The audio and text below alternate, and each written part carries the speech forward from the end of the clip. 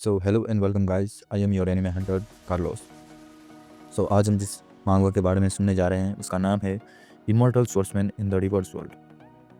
तो पहले ही सीन में हमें दिखाई देता है कि हमारा जो एमसी है उसके ऊपर एक लड़की बैठी हुई है और उसके हाथ में सिगरेट है।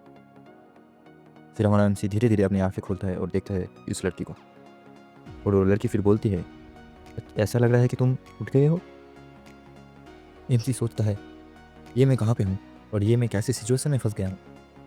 फिर एमसी अपने बेड से जंप करके सीधा नीचे आता है।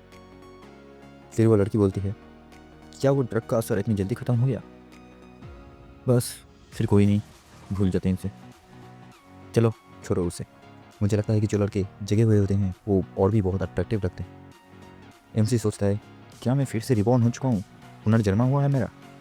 300 साल पहले मैं गलती से एक दूसरे वर्ल्ड में चला गया था जिसका नाम था कोंग चेंग माउंटेन, और उसके बाद मैंने अपनी कल्टिवेशन की जर्नी शुरू की थी। वो 300 साल मैंने बहुत प्रैक्टिस की और हार्ड वर्क किया था एक स्वर्ड्समैन कल्टिवेटर बनने के लिए। और जब मैं रेल्म ऑफ इटर्निटी रीच करने ही वाला था, पहुंचने ही वाला था, तब वो हुआ जो मैंने कभी भी एक्सपेक्ट नहीं किया था। मैं रेल्म ऑफ इटर्निटी में नहीं पहुंचा था। उसके अलावा मैंने एक टाइम में छेद कर दिया था, जिसकी वजह से मैंने एक ऐसा स्पेस पोर्टल खोल दिया था जो मुझे उस टाइम पे ले गया जब मैं 17 का था। और ये लड़की कौन है और ये मुझसे चाहती क्या है? फिर वो लड़की बोलती है, कम ऑन हनी, अब इतना भी शर्माओ मत, इधर आ जाओ। फिर अपना एमसी बोलता है, तुम्हें लगता है कोई गलत फहमी हो चुकी है, मैं चलता हूँ अभी। क्या तुम जा रहे हो? क्यों ना तुम बाहर जाओ और बाहर जाके पूछो, G9, ये G9 क्या कभी अपने कबूतर को यहाँ से जाने देती है? ये एक वरदान के बराबर है कि तुम मुझसे मिल पाए। फिर लड़का निकल जाता है वहाँ से। फिर वो लड़की उसे देखती है और लड़का भी उसे घूम कर देखता है, और उसके बाद लड़की उस लड़के का हाथ पकड़ लेती है। फिर वो लड़का अपने दिमाग में सोचता है, इतना ताकत। फिर वो अपने हाथ को झपटता है और दोनों ही अपने हाथ की ताकत को दिखाते हैं। वो लड़की एकदम शौक हो जाती है और उसके बाद वो लड़का भाग जाता है। वो लड़का सोचता है, इतनी ताकत, मेरी इस बॉडी में इतनी ताकत ही नहीं है अभी, ये तो मेरा स्कूल यूनिफॉर्म है, अब तो मुझे जाना पड़ेगा। उसके बाद हमें दिखाई देता है कि वो लड़का वहाँ से भाग जाता है। फिर वो लड़की अपना सिगरेट जलाती है। फिर वो लड़की सोचती है, ये तो इंटरेस्टिंग है, ये लड़का मेरे मोमेंटम से निकल गया। तुम्हें लगता है कि तुम मुझसे बच पाओगे चू क्वांग?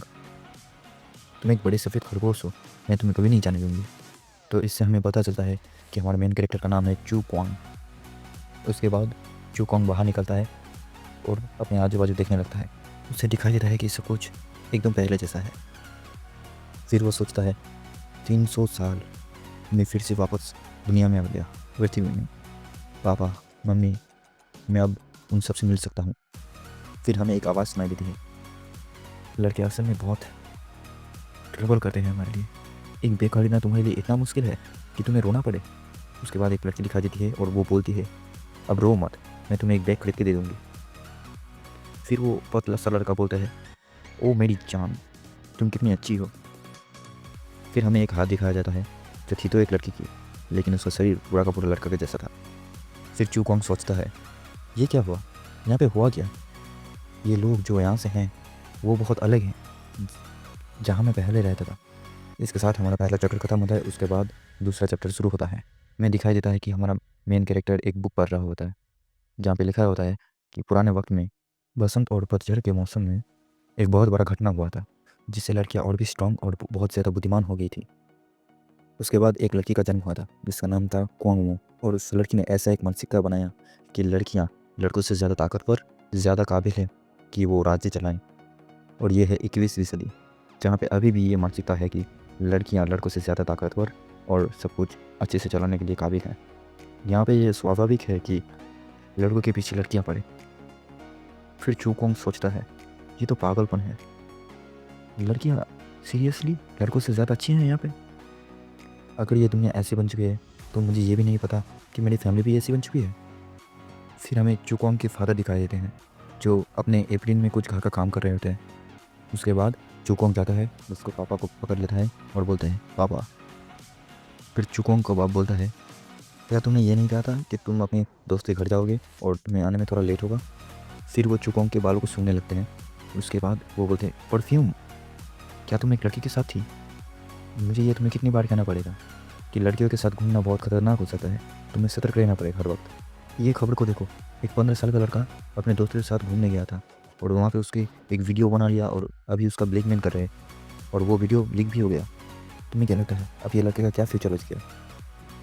क्या तुम्हें पता है ये कितना शर्मनाक है और कितना डरावना है? और तुम्हारी बहना जब देखो यहाँ पे वहाँ पे घूमती रहती है और कोई भी बात को सीरियसली नहीं लेती। तुम्हें उसके जैसा नहीं बनना और तुम्हें एक अच्छी यूनिवर्सिटी में जाना है। तुम अभी भी एक लड़की हो और बहुत यंग भी हो। ये लड़कियों के बारे में जाके कुछ गधे वधे मत बनो। उसके बाद चूकोंग बोलता है, डैड मैं समझ गया, इन सब के बारे में ज़्यादा मत सोचो, मेरे बारे में इतना मत सोचो, आप ये बताओ कि मॉम कहाँ पे है? फिर उसके पापा बोलते हैं कि तुम्हारे माँ बाहर मीटिंग कर रही हैं, इन दिनों हमारा बिजनेस कुछ अच्छा नहीं चल रहा। फिर चूकोंग बोलता है, बहुत लेट हो चुका है, मैं जाता हूँ और अपनी बहन को बुला के रहता हूँ। फिर उसके पापा बोलते हैं ठीक है जाओ। फिर हमें दिखाई देता है चूकोंग की बहन अपने कंप्यूटर में कुछ देख रही होती है और वो बोलती है कि जल्दी से अपनी पैंट उतारो। उसके बाद चूकोंग गेट बंद कर देता है और उसके दिमाग में सोचता है और चिल्लाता है या। फिर उसकी बहन बोलती है बहन का लो। फिर चूकोंग बोलता है तुम वहाँ पे वो वाली वीडियो नहीं देख रही थी नहीं ना? फिर उसकी बहन बोलती है हाँ वो तो बहुत हैंडसम छोटा सा बंदा था और वो कितना हॉट था। फिर हमें चूकोंग दिखाई देता है जो उसके पापा के साथ बैठा हुआ था और वहाँ पे उसकी बहन आती है और उसकी बहन बोलती है पापा मैं बाहर जाके खाऊंगी और अपने दोस्तों के साथ खाऊंगी, मुझे ज़रा 1000 येन देना। फिर चूकोंग के पापा बोलते हैं तुम्हें क्या ज़रूरत है बाहर जाने की?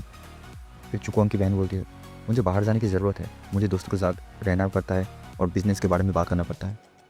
फिर चूकोंग के पापा बोलते हैं तुम हमेशा ही से ऐसी हो, तुम बाहर जाती हो घूमती हो, क्या तुम अपने भाई से कुछ सीख नहीं सकती? अगर तुम अपने भाई से थोड़ा भी सीख ले लेती तो तुम्हारे माँ को तुम्हारे बारे में इतना सोचना नहीं पड़ता। फिर चूकोंग की बहन बोलती है मैं इसके बारे में इसके जैसा क्यों सोचूं? वो कोई अमीर लड़के से जाके शादी कर सकता है और उसके बाद उसको ज़िंदगी भर कुछ करना नहीं पड़ेगा। और मुझे देखो, मुझे तो आप सबको पालना भी है और मम्मी को सपोर्ट भी करना है। ठीक है मिल जाती हूँ अब। तुम्हें जैसा लगता है ये उतना आसान नहीं है पैसे बनाना तुम्हारे माँ के लिए, सो इसे खर्च मत करना, थोड़ा सेव भी करना। फिर चूकोंग बोलता है क्या इसे ऐसे ही जाने देना सही होगा? फिर चूकोंग के पापा बोलते हैं मैं और कर भी क्या सकता हूँ, तुम्हारी बहन एक लड़की है और मैं उसे बांध के नहीं रख सकता तुम्हारे जैसे, उसको बाहर जाना पड़ेगा और उसको पैसे कमाने पड़ेंगे। भूल जाओ इसके बारे में, इस इन सबसे तुम दूर रहो बस। फिर चूकोंग सोचता है क्या लड़की की दुनिया है। फिर हमें चूकोंग की माँ दिखाई दे रही थी जिसका नाम चू तानिन है। फिर चूकोंग उसको जाके हक कर देता है और बोलता है माँ। फिर चूकोंग सोचता है मेरी मॉम तो कितनी कंजूस थी, वो मुझे 10 येन देने में भी कंजूसी करती थी और ये मुझे पैसे दे रही है और वो भी मेरे बिना बोले। उसके बाद चूकोंग बोलता है मॉम मुझे इसकी ज़रूरत नहीं है। उसके बाद चूकोंग की माँ बोलती है गधे तुम्हें क्या लगता है हमारी फैमिली एक बुरे वक्त से गुजर रही है? नहीं, तुम्हारी एकेडमिक और तुम्हारी ये पढ़ाई की जो तारीफ़ें होती हैं ये हमें बहुत गर्व करती हैं। वैसे चू एक्साओ कहाँ पे है? उसके बाद उसके डैड बोलते हैं इसके बारे में सोचना भी मत। उसके बाद चूकोंग की माँ बोलती हैं क्या वो अभी भी गधों की तरह घूमते रहती हैं? उसके फ्यूचर बहुत डार्क रहता है। उसके बाद हमें दिखाई देता है कि चूकोंग के माँ एंड पापा थोड़े से लवी डबी हो रहे होते हैं, जहाँ पे चूकोंग की माँ थोड़ी सी मैनली दिखाई देती है। मैनली यहाँ से मतलब मेरा जो डोमिनेंस है वो उनकी माँ का ज़्यादा है। उसके बाद चूकोंग बोलता है मैं अपने कमरे में जा रहा हूँ और उसके बाद हमें चूकोंग की कमरा दिखाई दे रहा होता है जो एकदम क्लीन और नीट है। और चूकोंग बोलता है ये मेरा कमरा है, ये कितना क्लीन है। फिर चूकोंग सोचता है ये दुनिया मेरी दुनिया से बहुत ज़्यादा अलग है, बिल्कुल उल्टी है। यहाँ पे लड़कियाँ लड़कों के पीछे पड़ती हैं और मेरे जैसे हैंडसम फेस के साथ मुझे नहीं लगता मुझे कोई दिक्कत होगी इस दुनिया में। फिर चूकोंग अपना कबर्ड खोलता है जिसमें वो दिखता है बहुत सारे लव लेटर होते हैं। मैंने तो ये सोचा ही नहीं था कि जेमिन सेकेंडरी मिडिल स्कूल का मैं फूल हूँगा। फिर चूकोंग अपने बेड के ऊपर जाता है और सोचता है छोड़ो, मैं सिर्फ अपना कल्टीवेशन के ऊपर फोकस करूँगा और यहाँ से जितनी जल्दी हो सके उतनी जल्दी निकल जाऊँगा। यहाँ का ओड़ा बहुत ही टॉप नॉच है और इसके साथ मैं जल्दी ही अपनी ट्रेनिंग को रिकवर कर सकता हूँ और मेरी जितनी भी शक्तियाँ थी उसको मैं वापस पा सकता हूँ जो कि मैंने वो टाइम के स्पेस में छोड़ दिया था। और उसके बाद इसके साथ में वही टाइम एंड स्पेस को पोर्टल को खोल दूँगा जहाँ से मैं अपनी ओरिजिनल वर्ल्ड में फिर से जा सकता हूँ। मुझे इस अजीब सी दुनिया से निकलना पड़ेगा जितनी जल्दी हो सके उतनी जल्दी। फिर हमें दिखाई देता है कि चूकोंग के शरीर से एक अजीब सी नीली लाइट निकल रही होती है और चूकोंग सोचता है कि इतना प्रैक्टिस के बाद मेरा गोल्डन फ्रीडम बहुत साफ हो चुका है और ये बहुत अच्छा हो चुका है। तो चलो इसे टेस्ट करते हैं। फिर चूकोंग कहता है उसकी बहन अभी भी घर नहीं आई है। ओह हाँ, मैं तो भूल ही गया था, ये दुनिया बिल्कुल उल्टी है, यहाँ से लड़कियाँ बस ऐसे ही करती हैं। फिर उसके बाद हमें दिखाई देता है कि चूकोंग को अपनी सिस्टर की यानी बहन की फ़ोन आता है। फिर चूकोंग बोलता है हाँ बोलो बहन, क्या बात है। फिर उसकी बहन बोलती है चूकोंग ध्यान से सुनो मेरी बात, मैं दिक्कत में हूँ अभी, हमारे माता पिता को मत बताना और पुलिस को भी फ़ोन मत करना। और इसके साथ चौथा चैप्टर यहीं पे ख़त्म होता है और हम मिलेंगे 5वें